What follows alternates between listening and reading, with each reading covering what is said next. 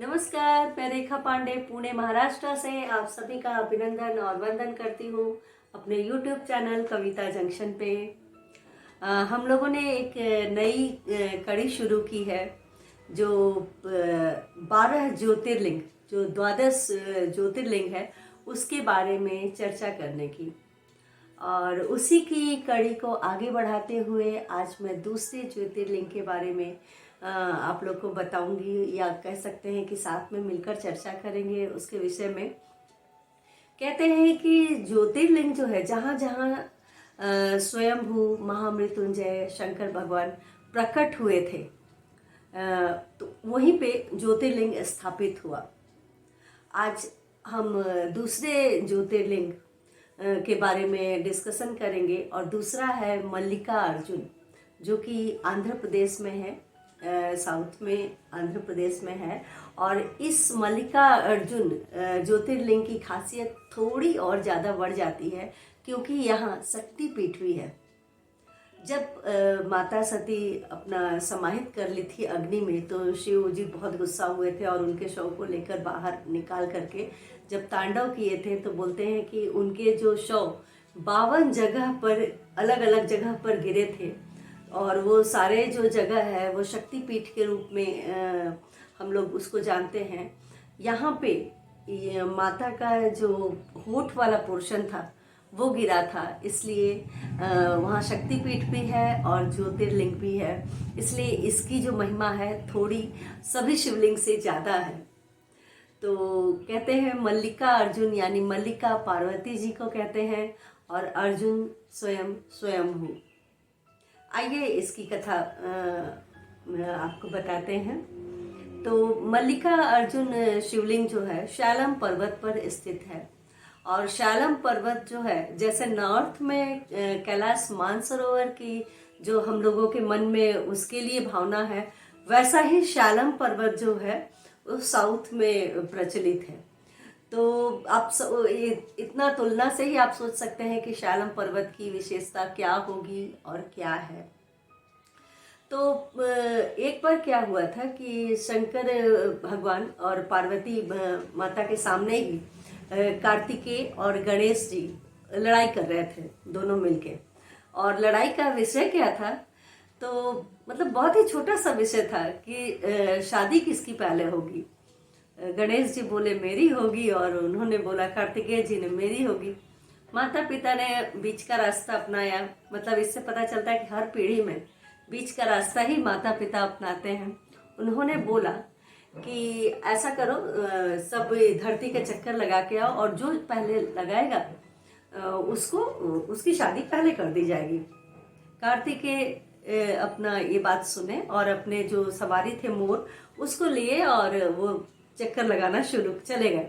अब गणेश जी को तो बड़ी चिंता लगी। एक तो स्थूल का शरीर, और दूसरा मूषक, उनके जो चक्कर लगाने के सवारी थे, वाहन थे उनके, दोनों ही कार्तिकेय जी से कम थे। लेकिन एक बात थी, गणेश जी में बुद्धि बहुत ज़्यादा थी। उन्होंने सोचा, धीरज रखा और बहुत ध्यान लगाया। सोचा कि माता और पिता भी तो सृष्टि के समान ही हैं। अगर उनका मैं चक्कर लगा लेता हूँ तो ये भी तो हमारी धरती के चक्कर के बराबर ही होगा। और उन्होंने वो ही किया। माता पिता को बीच में बिठाया और उन्होंने एक नहीं, दो नहीं, पूरे के पूरे 7 चक्कर लगा लिए। माता पिता तो खुश हो गए और उनका विवाह रिद्धि सिद्धि से करवा दिया। समय धीरे धीरे गुजरा और उनके 2 पुत्र भी हो गए। इधर कार्तिकेय जी चक्कर लगाए जा रहे हैं, बीच में नारद जी मिले, और नारद जी अपने जो उनका स्वभाव था उस अनुसार उन्होंने बता दिया कि तुम यहाँ चक्कर ही लगा रहे हो, वहाँ तो गणेश जी की शादी हो गई है, उसके तो बच्चे भी हो गए हैं। अब कार्तिकेय जी को बहुत गुस्सा आया और वो वापस अपने माता पिता के पास आए। कुछ भी नहीं बोला, बस उनको प्रणाम किए और वहाँ से चले गए। वो क्रौंच पर्वत पे जाके वहाँ बस गए। जब क्रौंच पर्वत पर पुत्र कार्तिकेय जब चले गए तो माता पार्वती बहुत ही दुखी हुई।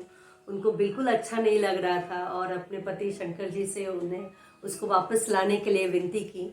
तो कुछ दिनों के बाद शंकर जी को भी अच्छा तो नहीं लग रहा था, वो लोग अपने पुत्र को मनाने के लिए क्रौंच पर्वत पे गए। जब कार्तिकेय जी को पता चला कि मेरे माता और पिता आ रहे हैं मुझे मनाने के लिए, तो वो क्रोधित तो थे और वो वहाँ से 36 किलोमीटर दूर दूसरी जगह पे जाकर वास करने लगे।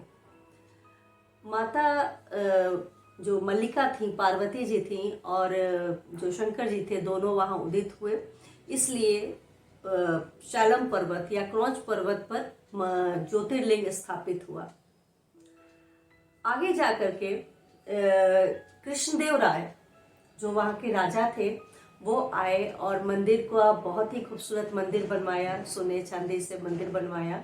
और कुछ दिनों के बाद जब शिवाजी वहाँ पे गए तो वहाँ अतिथियों को रुकने के लिए वहाँ के खान पान की व्यवस्था उन्होंने करवाई, ताकि सारे लोग वहाँ जाए। और वहाँ जो इतना मतलब ज्योतिर्लिंग का स्थापना हुआ है उसको और विस्तार देने के लिए शिवाजी ने भी बहुत कुछ उसमें जीर्णोद्वार कराया। और इस तरीके से जो दूसरा ज्योतिर्लिंग जो है मल्लिकार्जुन ज्योतिर्लिंग हमारे जो धर्म में है, हमारे सनातन सृष्टि में प्रसिद्ध हुआ। और मैं आपको अगली कड़ी में तीसरे ज्योतिर्लिंग जो उज्जैन में है, महाकाल, उस ज्योतिर्लिंग के बारे में बताऊंगी। और आपको कैसा लग रहा है हमारा ये जो ज्योतिर्लिंग, द्वादश ज्योतिर्लिंग का जो कड़ी है, प्लीज़ लिख करके बताएं ताकि मुझे पता चले।